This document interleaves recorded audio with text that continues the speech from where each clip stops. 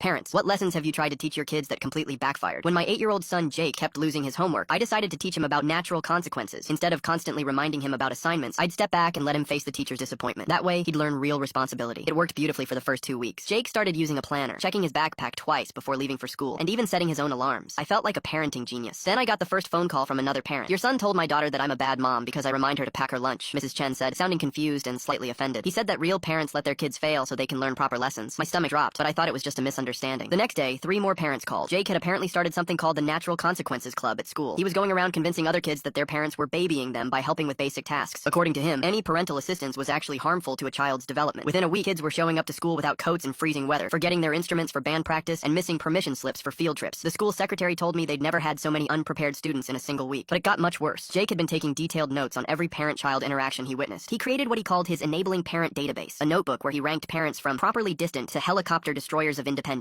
He'd positioned himself as some kind of 8-year-old life coach, offering unsolicited advice to both kids and adults about their dependency issues. The principal called it the Great Parent Strike of 3rd grade. During recess, Jake was holding what other kids called independence meetings, where he'd teach them to reject help from teachers, parents, and even older siblings. He told one kindergartner that tying shoes was something adults should never assist with, leaving the poor kids struggling with laces for an entire day. The situation peaked during parent-teacher conference night. I was sitting in the classroom with about 15 other parents when Jake suddenly stood up during Mrs. Peterson's presentation about homework policies. "Excuse me," he announced confidently, "but my dad taught me that good parents let their kids struggle and face natural consequences, so maybe you adults should stop helping each other with everything too." The room went silent. Then he proceeded to lecture the entire group of parents about what he called enabling behaviors. He criticized Mr. Johnson for helping his wife find her car keys that morning and told Mrs. Rodriguez that bringing her husband coffee was preventing his growth as an independent person. Mrs. Peterson looked at me with wide eyes as Jake pulled out his notebook. "I've been documenting which parents actually follow natural consequences principles," he continued, flipping through pages of observations. "Most of you fail badly. Mrs. Kim, you literally tied your daughter's shoes yesterday morning. And Mr. Davis, you reminded your son about his soccer uniform 3 times. The teacher whispered to me urgently, "He's been conducting social experiments during lunch. Yesterday, he convinced half the 2nd grade that accepting help with opening milk cartons was a sign of weakness." Other parents started turning to stare at me as Jake kept presenting his research findings about proper parenting techniques. "The problem with most adults," Jake concluded, "is that you don't trust your own natural consequences philosophy. My dad does, which is why I'm more independent than everyone else here." I wanted to disappear into the floor. Since that night, Jake has turned his analytical eye toward our entire household. He now critiques every choice my wife and I make. "Dad, making my lunch is preventing my emotional growth," he told me yesterday morning. "And Mom, folding my laundry shows you don't trust my natural learning process." He's even started charging neighborhood kids 50 cents for independence consultations, where he teaches them to reject parental assistance. I tried to teach him responsibility and accidentally created an 8-year-old business consultant who judges everyone's life choices. The worst part? His grades are perfect now, so I can't even argue with his methods.